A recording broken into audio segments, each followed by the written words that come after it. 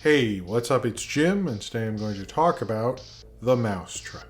This is the first, released at least, slasher movie using Mickey Mouse, or the iconography of Mickey Mouse from Steamboat Willie, or the other films of his that are in the public domain. This was the first one kind of announced, I believe the same time as Screamboat, which doesn't come out till next year. This is the first slasher movie that has been released as Mickey Mouse has gone, or at least Steamboat Willie has gone into the public domain.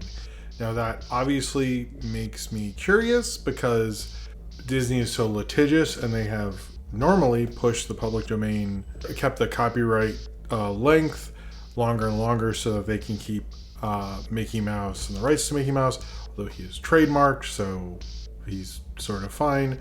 And people haven't, it takes a while to make stuff, so there hasn't been, although there's a lot of stuff announced, and video games and stuff, and a few more slasher movies that I've yet to see come to fruition. This is the first one. This is the first to use Mickey Mouse and use Steamboat Willie to make a slasher movie. A slasher and horror always do. They find a way to exploit something that's kind of, fashionable or in at the time, or will get you to see one of their dumb slasher movies. And it worked on me, I guess, because I saw this. I don't know what I expected from this. Maybe better than what this was. But this was not this surprise. This dumb slasher movie is bad. I know it's surprising to everyone watching this. But this is basically like they have the mask. They showed scenes from Steamboat Willie. But it almost like could have been a different thing if they just changed stuff around.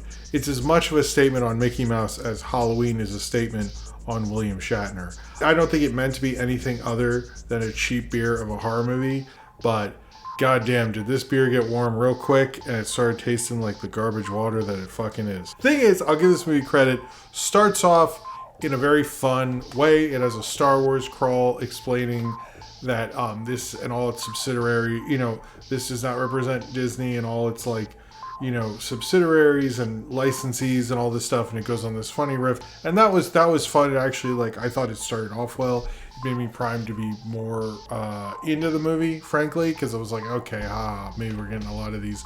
I wouldn't have minded that, to be honest. What I minded was the rest of the movie. Basically, first we get a title sequence where they show, scenes from Steamboat Willie, but with horror music, and show, oh, look at all the messed up things he does. He's abusing animals, because as everyone revisits Steamboat Willie at the beginning of 2024, everyone made that assumption. It's a little clever. Again, you're sort of with the movie, so you're accepting this.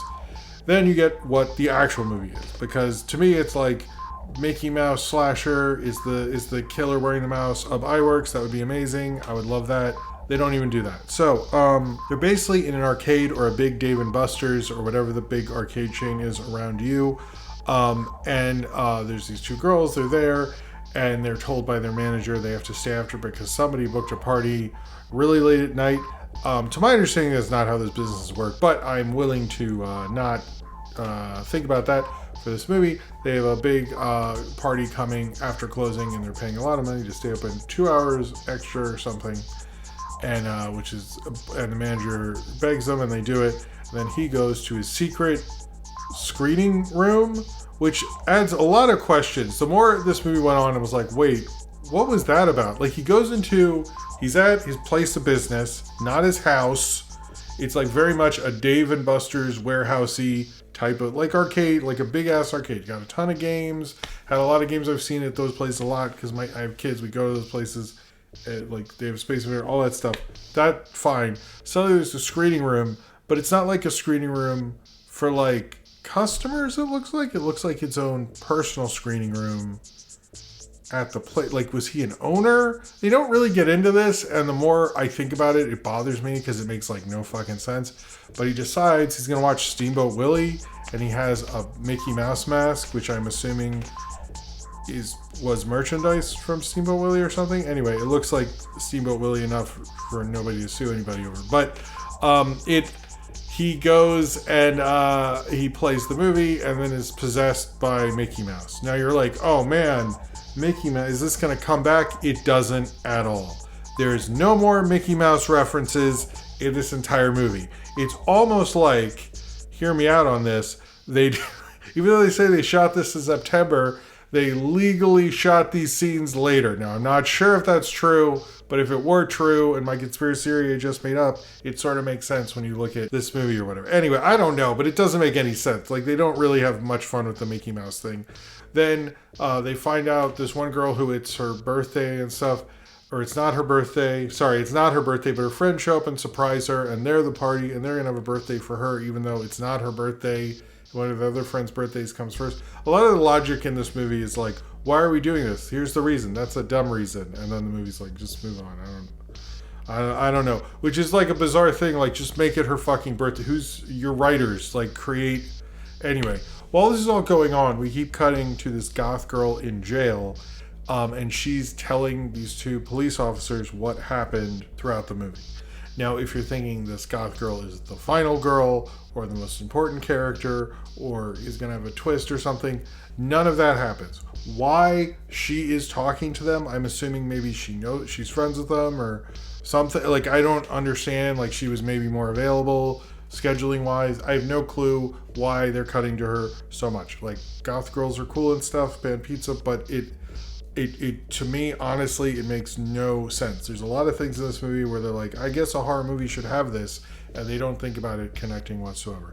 So they keep cutting to her, and then the cops will also say, I love when this movie debates the logic that this movie has. Like, nobody made you do this. Like, you're making the Mickey Mouse horror slasher movie. Like, just like lean into it. I don't understand. But they're like, how would you know what she said? And I'm like, dude, shut the fuck up. Like, what are we doing here? Anyway, they're at the Dave & Buster's. Obviously, it's closed because it's late, and then they get killed one by one, which could be its own horror movie. You could call that, like, you know, I don't know, something Arcade Days or like, you know, Quarter Jockey or Quarter Jockey Killer or something. Like, to me, it's like the one of the things with this is like it's a hat on a hat. Like, slasher movies shouldn't have dual concepts. Like, it's like just have one. I never like that when it's like, you see a slasher movie and like, okay, well, you think it's this, but it's also this, and you're like, no, man, people stabbing was enough for me. You really didn't need to go this far. So they do they basically just get killed off in this Dave & Buster's under this girl's birthday party, while this goth girl sort of tells police about it and doesn't matter anything. We eventually find out that the Mickey Mouse killer can teleport. Why? Who the fuck knows? And the dialogue in this movie is legitimately horrible. It's like student film level, but it's trying to be quirky and smart, but like failing. Like, there's no reason for them to talk this way. I've seen and made student films where people talk quirky, but there's like a reason you do that. And in this, it's like, I don't know. It's just, I don't know if it was both bad acting and bad screenplay, but it was just horrible most of the time. If you're gonna see this and you want to, have a party and get a little messed up with your friends, the good news is you can fall asleep during this, like half hour in, and you'll be fine. You're not really missing anything. It's perfect for one of those, like, if you want to watch a second movie at the party that everyone's going to sleep through. Amazing movie choice for that, because it's really not. It doesn't get any better. It only gets worse. I think if you're going to do a Mickey Mouse slasher film, and this is the first one, so maybe the genre, we're just beginning, the genre hasn't maybe peaked yet or anything. I think maybe have more fun with the Mickey Mouse of it all, because it's like, the reason I'm seeing this is not very displayed. I didn't see this to watch someone, kill people at a Dave & Buster's. That's what I do every Friday when I play, when I play Space Invaders, so why would I want to fucking see that? No, I just don't get what was going on here. It seems basically like a different script and they put someone on. Again, I'm like making up things. I know people do that. I have no clue, to be honest, but it felt that way watching it. I'll put it that way. It's like you felt like you weren't really watching the Mickey Mouse slasher film. It felt like, and it seemed like they wanted to set up like more of these. I don't know if I would like to see the Mickey Mouse. I know I sat out the Winnie the Pooh ones. Maybe I should catch up or something. But if you're curious and you're wondering how the public domain Mickey Mouse thing is going, it is a film history kind of like public domain, historian curiosity. It's not a bad watch. because it's just dumb slasher movie. But I don't think I liked that many of the. I don't think I liked any of the kills that much. I mean, him going after kids and one of the two of the teens, or they're sort of in their 20s.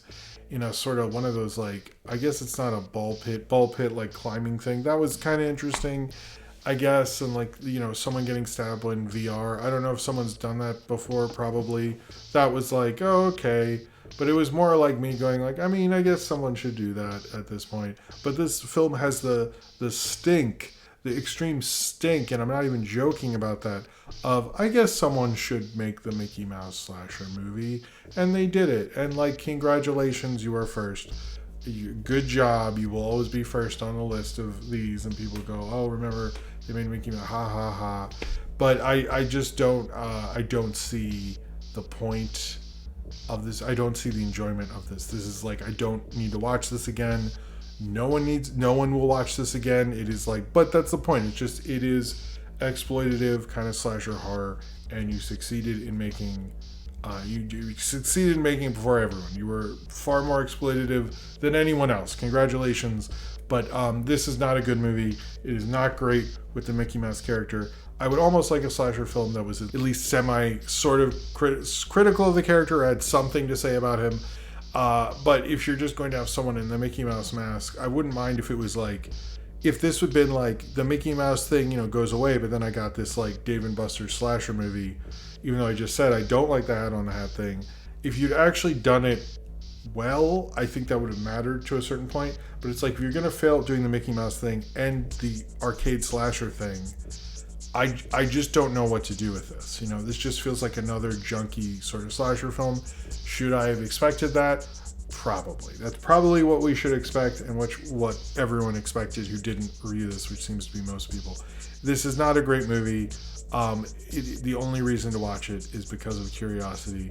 But I think curiosity and the cat were never good friends, and I guess ultimately the mouse came out on top for this company, as they will get you to maybe watch this slasher film. And I guess they succeeded in that. The only thing they really didn't succeed at is making this film enjoyable. And unfortunately, this movie turns out to be the junkiest kind of trash that you expected it to be, and doesn't end up being anything more, despite being the first Mickey Mouse slasher film. So if you have seen The Mousetrap and you would like to talk about it, then comment below in the comments and subscribe if you would like to. It was almost called Mickey's Mousetrap, but for some reason they changed it. I'm assuming that's a legal thing, but it's the version I saw was just called The Mousetrap. So, and probably the one you'll see too, if you see it.